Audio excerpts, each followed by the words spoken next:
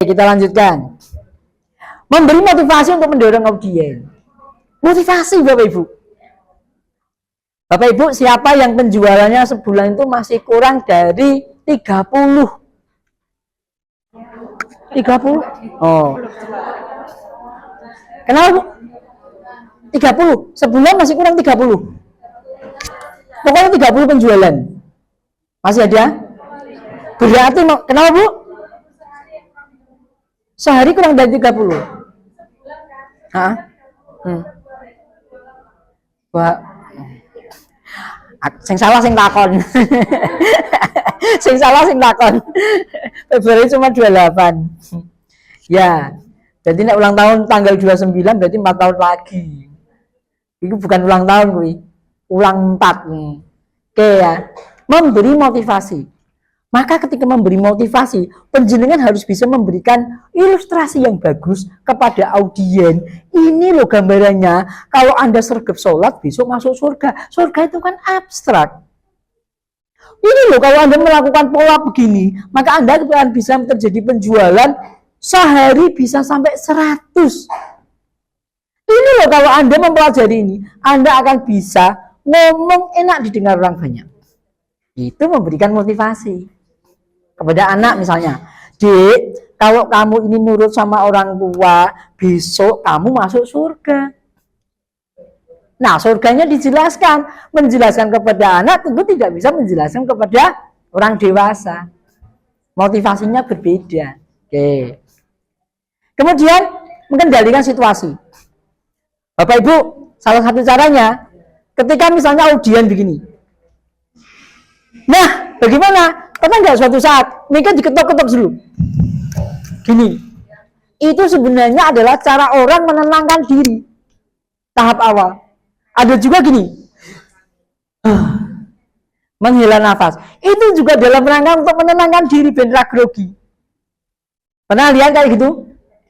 Ada juga yang gini, Assalamualaikum warahmatullahi wabarakatuh.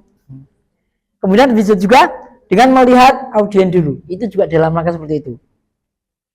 Jadi Bapak Ibu, ketika penjenengan mau berbicara di depan orang banyak, maka lakukan hal-hal kecil seperti itu, sehingga penjenengan ngomongnya nanti tidak terbata-bata dan bisa tertata dengan baik.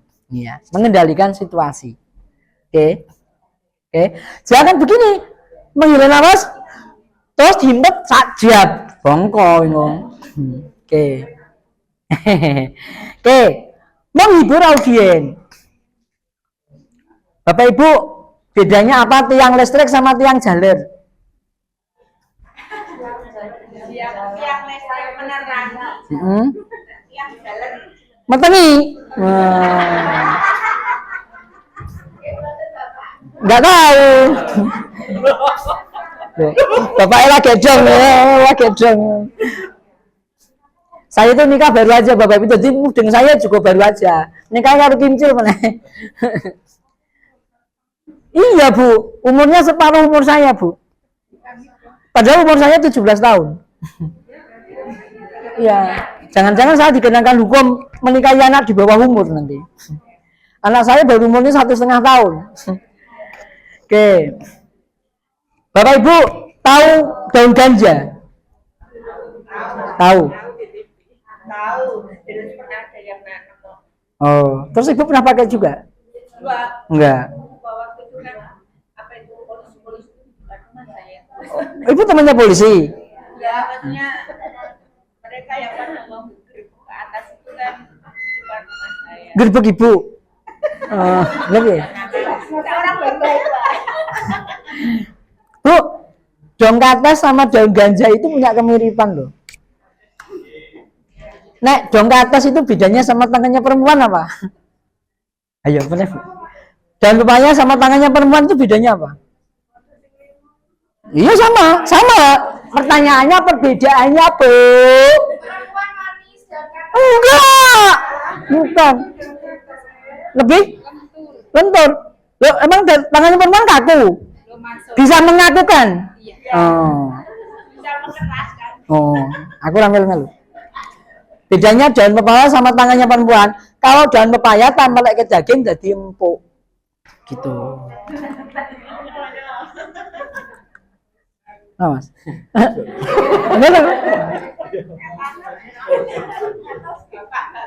Aku ngomong ya, Bu.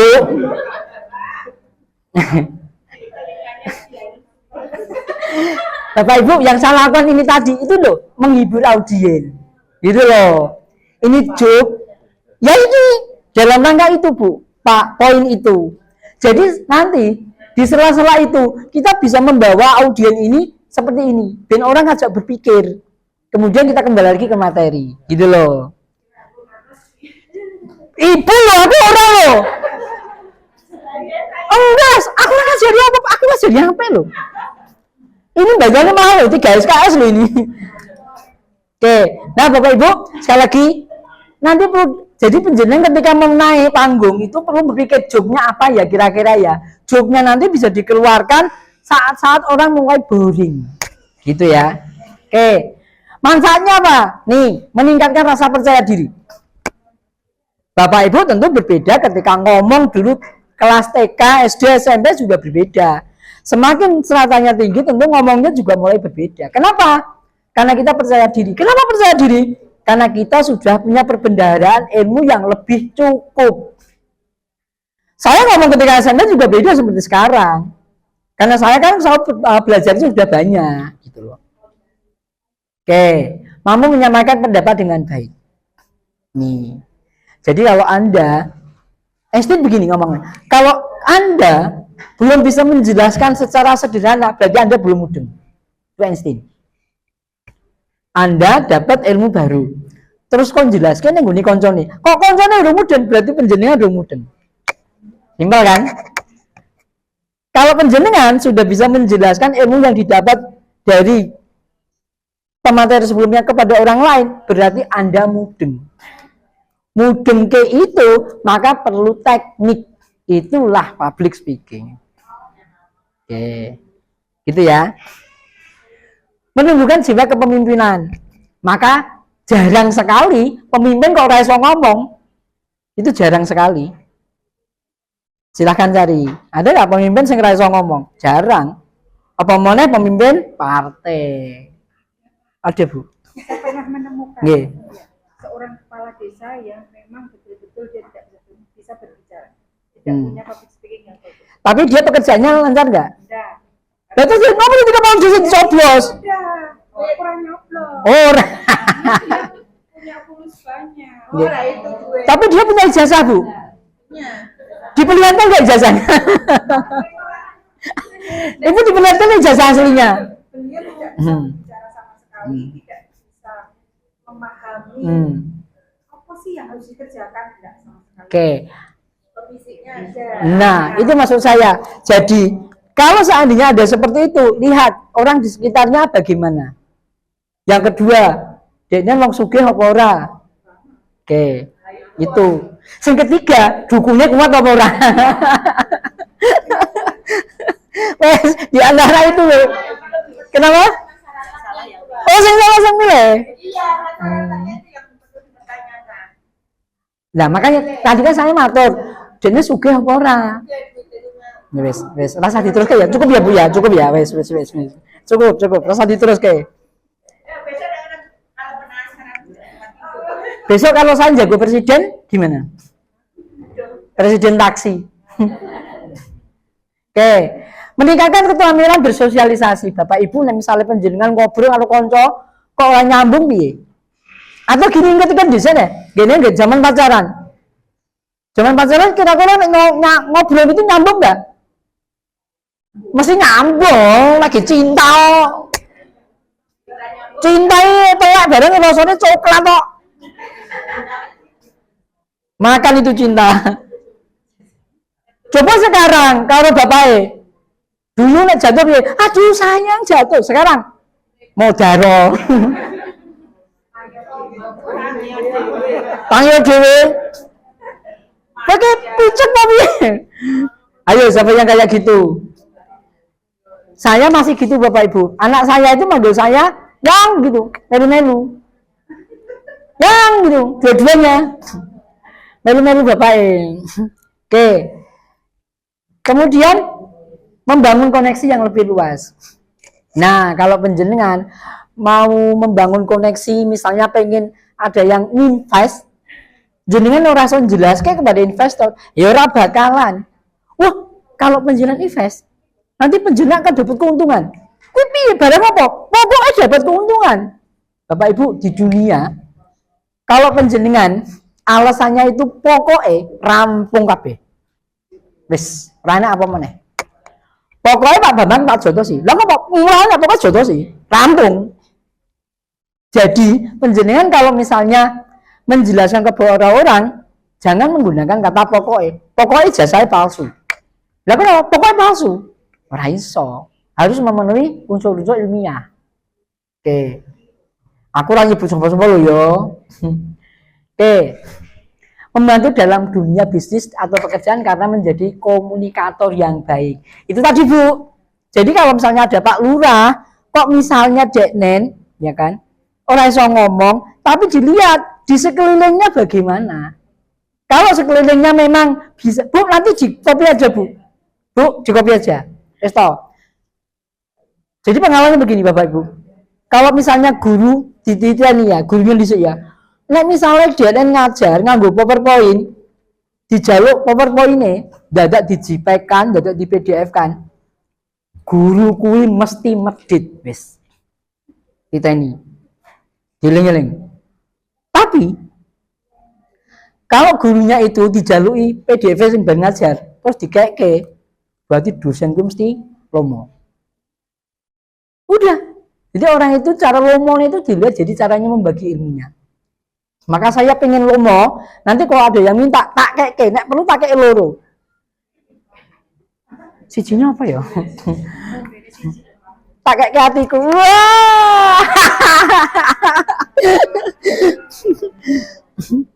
Oke, saya itu orang Jawa Poseng duwe mong mantan. Oke. Menambah wawasan karena akan memberikan berinteraksi dengan baik. Berinteraksi sekali lagi harus dua arah Bapak Ibu. Nek berinteraksi cuma satu orang, kayak dan ada dua kemungkinan. Rodok kentir, atau yang kedua, Deknen sedang berbicara dengan yang tidak kasat mata. Kadang-kadang Deknen makulin dunggrong ini, nah, kisloh, gendong tuyul. Nih, apa yang perlu? Meningkatkan kepercayaan diri. Bapak Ibu, walaupun ada orang larat, tapi kok percaya diri, sepertinya dia bisa meyakinkan deh. Percaya diri, dia bisa. Nih. Kemudian membantu menyampaikan ide dengan lebih baik. Saya ini bukan orang kaya, bukan orang pinter, tetapi saya berusaha untuk memberikan ide-ide yang baik. Maka beberapa penerbit buku, ada dia seller, saya yakinkan dengan cara ini. Pak, kalau penjenengan, siapa nih? Contohnya juga, penjenengan kalau punya produk, siapa yang punya marketing atau sales? Siapa yang punya marketing atau sales? Kenapa? Dewi. Kalau penjenengan punya sales atau marketing, aduh, kok langsung kena kesinggung gitu ya, Ben. Nah, mereka harus digaji Bapak Ibu. Benar kan? Harus digaji. Pas lebaran harus dikasih THR. Yakin nggak hasil dari penjualan itu karena marketing? Loh, dia ngirim foto kok sedang ada di tempat klien kok. Nah, foto dia kerja. Karena ada banyak yang kayak gitu. Terus sekarang bagaimana? Beralihlah cara pemasarannya menggunakan afiliator. Mbak, sobat Mbak, tadi itu kenapa ada referral? Bagus. Oh dong. Hah? Kenapa Mbak? Kenapa ada referral? Gak apa-apa, ngomong apa adanya aja. Nanti untuk pelajaran. Aku ngerti saja nih.